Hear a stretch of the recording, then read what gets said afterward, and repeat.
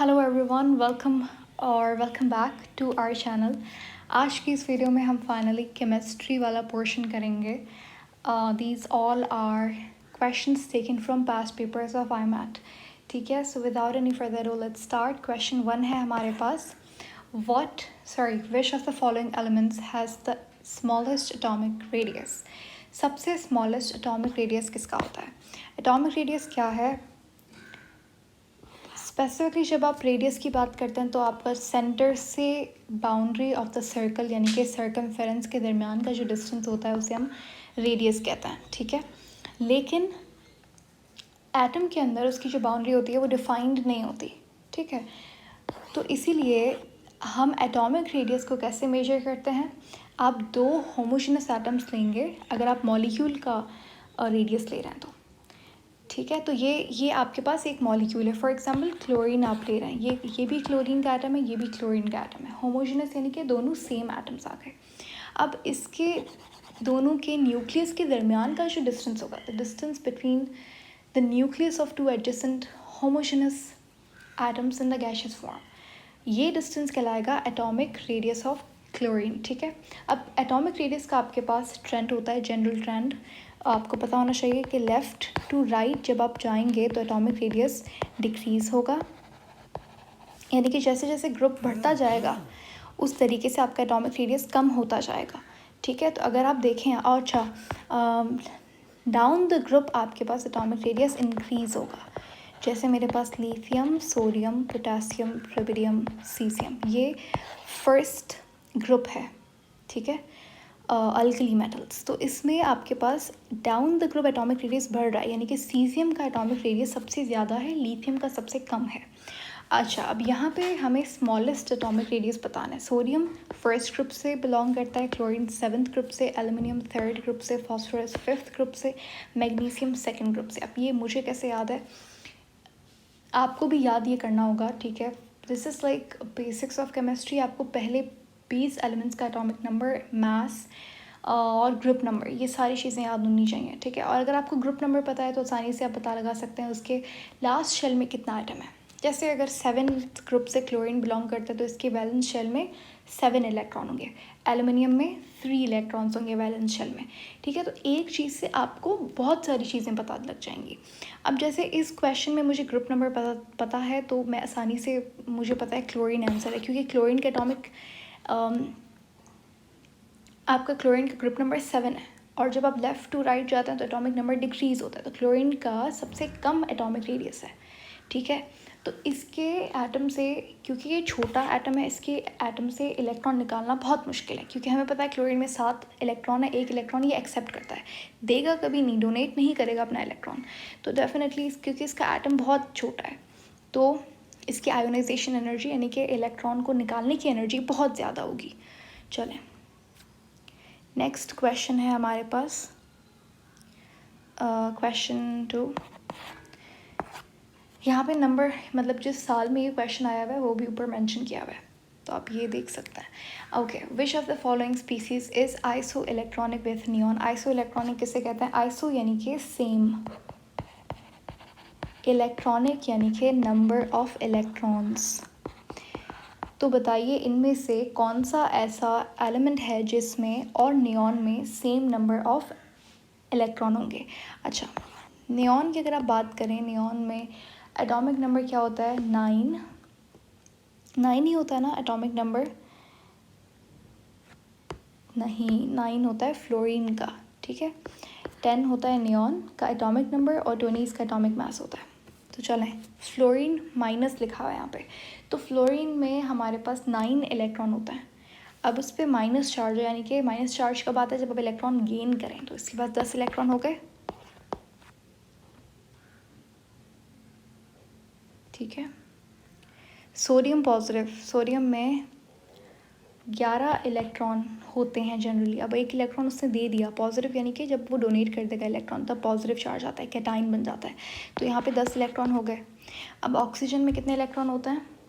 8 electron होता है, उसके ऊपर -2 चार्ज, यानी कि 2 इलेक्ट्रॉन उसने लिए हैं, गेन किए हैं, तो 8 + 2 10 इलेक्ट्रॉन आ गए, यानी कि सब ही ये सारे के सारे क्या हैं? आइसो इलेक्ट्रॉनिक है, किसके साथ? नियॉन के साथ। तो ऑप्शन डी सही जवाब है। What is the oxidation state of sulphur. Sulphur की ऑक्सीडेशन स्टेट क्या है H2SO4 में। अब ऑक्सीडेशन स्टेट कैसे निकालते हैं, देखो ऑक्सीडेशन स्टेट का मतलब है कि आपके पास सल्फ़र का जो वैलेंस इलेक्ट्रॉन्स हैं वो कितने इन्वॉल्व हैं बॉन्डिंग के अंदर जब ये H2SO4 बना रहा है। तो अब हाइड्रोजन यहाँ पे हम इस तरीके से इसे लिख लेते हैं। पहले तो देखो पहले अब हाइड्रोजन सल्फ़र ये दोनों पॉजिटिव चार्ज रखेगा और ऑक्सीजन जो है वो नेगेटिव चार्ज रखेगा। अब ये कैसे पता लगा, क्योंकि देखो कुछ एलिमेंट्स का आपको जनरली ऑक्सीडेशन स्टेट याद होना चाहिए। जैसे ऑक्सीजन नॉर्मली -2 ही बनाएगा हमेशा, तो अगर ऑक्सीजन -2 है तो यहाँ पे मेरे पास ऑक्सीजन के 4 एटम्स हैं, तो 4 को हम 2 से मल्टीप्लाई करवा देंगे तो ये -8 हो जाएगा। ठीक है, तो अब -8 मेरे पास ऑक्सीजन पे चार्ज है, यानी कि 8 इलेक्ट्रॉन ऑक्सीजन ने अगर यहाँ पे गेन किया तो वो, क्योंकि ये पूरा जो कंपाउंड है, हमेशा कंपाउंड्स क्या होता है, न्यूट्रल होते हैं। जो इनकी रेस्टिंग स्टेट होती है उसमें ये न्यूट्रल होंगे, यानी कि चार्ज कितना होगा इन पे, ऑक्सीजन स्टेट 0 होगी ओवरऑल। ठीक है, तो अगर माइनस में चार्ज -8 है तो प्लस वाला +8 होना चाहिए, तभी ये दोनों कैंसिल होकर 0 बनाएंगे। तो अब ये +8 कैसे होगा, हमें कैसे पता लगेगा सल्फ़र पे कितना है, हाइड्रोजन पे कितना है। मुझे इतनी बात पता है कि हाइड्रोजन पे जनरली कितना चार्ज होता है, +1 होता है। ठीक है, एक हाइड्रोजन पे +1 चार्ज होता है, 2 हाइड्रोजन है यहाँ पे तो ये +2 हो जाएगा। ठीक है, टोटल चार्ज कितना है, 8 है। सही है, तो अब अगर हाइड्रोजन +2 है तो सल्फ़र कितना बनेगा, 8 में से आप 2 को माइनस कर देंगे यहाँ पे, तो ये +6 बन जाएगा। ठीक है, तो सल्फ़र की ऑक्सीडेशन स्टेट यहाँ पे क्या हो गई, +6 हो गई। इस तरीके से आप निकालते हैं ऑक्सीडेशन स्टेट। पहले आप माइनस देखेंगे, फिर उसको बैलेंस करने के लिए प्लस देखेंगे। अगर आप यहाँ पे एक एलिमेंट होता आपके पास प्लस का, तो आप प्लस वाला पहले देख लेते हैं।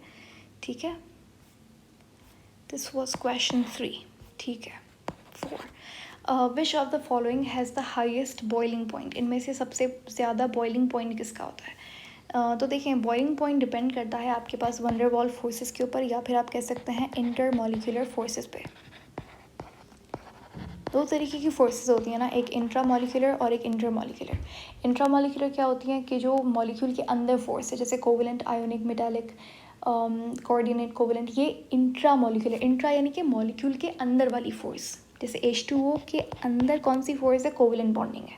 लेकिन H2O मॉलिक्यूल, इन दोनों के दरमियान में जो बॉन्ड होगा वो इंटरमॉलिक्यूलर होगा। और कौन सी बॉन्ड होगी यहाँ पे, हाइड्रोजन बॉन्ड होगी। तो hydrogen bond, van der Waals forces, dipole interaction, induced dipole, dispersion forces, London dispersion forces पूरा नाम होता है। तो ये सारी क्या है, ये इंटरमॉलिक्यूलर फोर्सेस हैं। ठीक है, तो सबसे स्ट्रॉन्गेस्ट इंटरमॉलिक्यूलर फोर्स होती है हाइड्रोजन बॉन्ड। जिसमें हाइड्रोजन बॉन्ड होता है उसका बॉइलिंग पॉइंट ज़्यादा होता है। जैसे अगर आप यहाँ पे CH4 देखो, और हाइड्रोजन बॉन्ड कहाँ पे होता है, जब हाइड्रोजन बॉन्ड बनाए FON वाले एलिमेंट्स के साथ, फ्लोरीन, ऑक्सीजन, नाइट्रोजन के साथ। जैसे अब ये पहला मेरे पास मीथेन है, CH4। अब CH4 मेरे पास एक नॉन पोलर कंपाउंड है। इसमें जितना भी नॉन पोलर कंपाउंड होगा उनके दरमियान में जो इंटरमॉलिक्यूलर फोर्सेस होंगी वो डिस्पर्जन फोर्सेस होंगी, जो सबसे वीक होती हैं। तो ये तो नहीं हो सकता आंसर। ठीक है, उसके बाद है हमारे पास यहाँ पे मिथाइल एल्कोहल। एल्कोहल जो है इसको हम यहाँ पे थोड़ा साइड रख देते हैं अभी के लिए, क्योंकि देखो मिथाइल के ऊपर पॉजिटिव चार्ज, इसके ऊपर OH के ऊपर नेगेटिव चार्ज, ऊपर से हाइड्रोजन बॉन्ड कर रहा है किसके साथ, ऑक्सीजन के साथ। तो यहाँ पे जो बॉन्ड होगी वो थोड़ी बहुत हाइड्रोजन बॉन्डिंग भी होती है अल्कोहल के दरमियान में। तो इस वजह से इसमें कौन सी फोर्स होगी, इंटरमॉलिक्यूलर फोर्स कौन सी होगी, डाइपोल डाइपोल कब होती है, जब कोई पोलर कंपाउंड हो तब। ठीक है, तो इसमें बॉइलिंग पॉइंट ज़्यादा हो सकता है। अब हम दूसरे ऑप्शन को देख लेते हैं। देखो ये है मेरे पास C2H6 इथेन, ये भी नॉन पोलर है, इसमें भी डिस्पर्जन फोर्सेस होंगी, तो ये भी नहीं हो सकता आंसर। CO2, ये हमारे पास नॉन पोलर कंपाउंड है, यहाँ पे भी लंदन डिस्पर्जन फोर्सेस होंगी। O2 भी नॉन पोलर है, तो इसमें भी लंदन डिस्पर्जन फोर्सेस होंगी। तो ऑप्शन बी सही जवाब है। यहाँ पे आपके पास डाइपोल, क्योंकि चार्जेस आ रहे हैं, पार्शियल चार्जेस, ये पोलर कंपाउंड है इस वजह से। क्वेश्चन 5th है हमारे पास, which of the following molecules has a trigonal planar geometry. अब ये जो ज्योमेट्री वाला क्वेश्चन आता है ये थोड़ा सा मुश्किल लगता है, कैसे याद होंगी, सारी याद करनी पड़ेंगी। देखें, जब आपके पास बेसिक्स क्लियर है आपका, तो ये ज्योमेट्रीज आपको याद करने की ज़रूरत नहीं है, ऑटोमेटिकली ये आपको याद हो जाती हैं। व्हाट आई मीन टू से हियर इज़ के इसके लिए आपको चैप्टर कोवेलेंट बॉन्डिंग क्लियर होना चाहिए, ठीक है। उसमें आपको पढ़ाते हैं कि टेट्राहेड्रल बेसिक ज्योमेट्रीज कौन कौन सी होती हैं। एक होती है टेट्राहेड्रल। टेट्राहेड्रल कब होती है? जब आपके पास 4 सिग्मा बॉन्ड हो। दूसरी हमारे पास होती है ट्रायगोनल प्लेनर, ट्रायगोनल ज्योमेट्री होती है। फिर उसमें आपके पास प्लेनर होता है। ट्रायगोनल में 2 ज्योमेट्री होती है, एक प्लेनर होता है, एक ट्रायगोनल पिरामिड होता है। दोनों में फ़र्क ये है कि पिरामिड में सेंट्रल एटम के पास लोन पेयर होता है, पिरामिड प्लेनर में नहीं होता। तीसरी हमारे पास होती है लीनियर ज्योमेट्री। लीनियर यानी कि 180 वाली, 180 डिग्रीज वाली। इनका आपको अब बॉन्ड एंगल भी याद करना है, बॉन्ड लेंथ भी याद करना है, और इतना मुश्किल नहीं है, हो जाएगा याद, ठीक है। तो अभी हमें बताना है ट्रायगोनल प्लेनर ज्योमेट्री किस में होगी। अच्छा, सबसे पहले हमारे पास NH3। NH3 में स्ट्रक्चर होता है एंगुलर का। अभी एंगुलर कहाँ से आ गई? एंगुलर आपके पास V शेप को एंगुलर कहते हैं। जब हमारे पास जैसे H2O है, इसमें भी एंगुलर ज्योमेट्री है, V शेप ज्योमेट्री है। और NH3 ये भी एंगुलर ज्योमेट्री है, ठीक है। अमोनिया, ये आपको याद करना होगा, अमोनिया एंगुलर ज्योमेट्री होती है, ये भी पूछ सकते हैं, ये जनरली पूछा जाता है। उसके बाद CH4 है। देखो CH4 में मेरे पास ये नॉन पोलर कंपाउंड है और कैसी ज्योमेट्री है? टेट्राहेड्रल है, तो ये भी नहीं होगा। CO2 कैसा होता है? CO2 ऐसा होता है, तो ये लीनियर ज्योमेट्री हो गई, ये भी नहीं होगा। BF3 कैसा होता है? ये बीच में बोरॉन है, फिर यहाँ पे इस तरीके से फ्लोरीन आता है। तो देखें NH3 एंगुलर ही होता है। BF3 की अगर आप बात करें तो BF बोरॉन के पास 5 इलेक्ट्रॉन होते हैं, ठीक है, वैलेंस शेल में। अगर यहाँ पे 3 इन्वॉल्व हैं, एक इसके पास यहाँ पे 2 इलेक्ट्रॉन्स आ गए लोन पेयर में, तो ये वाला जो स्ट्रक्चर है ये ट्रायगोनल प्लेनर ज्योमेट्री रख सकता है, ठीक है। तो BF3 can have trigonal planar geometry, इसकी होगी। और H2O मैंने आपको बता दिया इसकी शेप कैसी होगी, V शेप होगी, ठीक है। बाकी दूसरे क्यों नहीं है उनके पीछे रीज़न भी मैंने बता दिया। H2O अमोनिया, हमेशा याद रखिएगा एंगुलर ज्योमेट्री होगी इनकी। CH4 टेट्राहेड्रल होगा। CO2 लीनियर ज्योमेट्री रखता है। BF3 की क्या होगी? ट्रायगोनल प्लेनर ज्योमेट्री होगी। क्वेश्चन 7 है, which of these compounds is a weak acid. इनमें से वीक एसिड कौन सा है? जितना भी ऑर्गेनिक एसिड होता है वो वीक एसिड होता है, ठीक है। HCl स्ट्रॉन्ग एसिड है।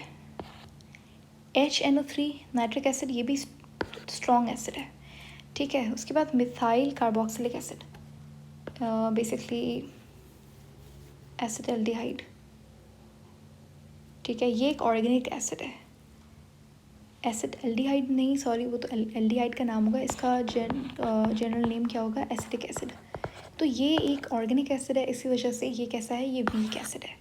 बाकी अगर आप देखें H2SO4, ये तो बहुत ही स्ट्रॉन्ग एसिड होता है, और हाइड्रोजन आयोडाइड में भी एसिडिक प्रॉपर्टीज़ होती हैं, लेकिन ये भी आपके पास कैसा होगा? ऑर्गेनिक एसिड के मुकाबले में वीक होगा।